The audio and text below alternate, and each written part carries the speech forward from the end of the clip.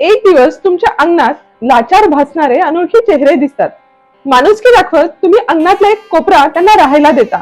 हळूहळू तुम्ही इतके फ्रेंडली होता की त्यांना घरी येण्या जाण्याची मुभा देता. ते तुमचं अन्न खातात, जागा वापरतात, त्यांच्या नातेवाईकांना बोलून घेतात, तुमच्या मुलांच्या हक्काकडे बघू लागतात.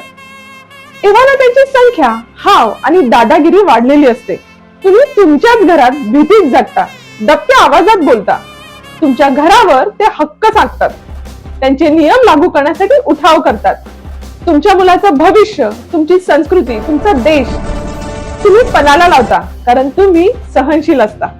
ही फक्त कथा नाही तर वास्तव आहे. भारतात बेकायदा घुसखोर वाढतायत. झोपेचे सोंग घेऊ नका. एक संस्कृती, एक सभ्यता स्वतःच पतन कशी करते याचं उदाहरण होऊ नका.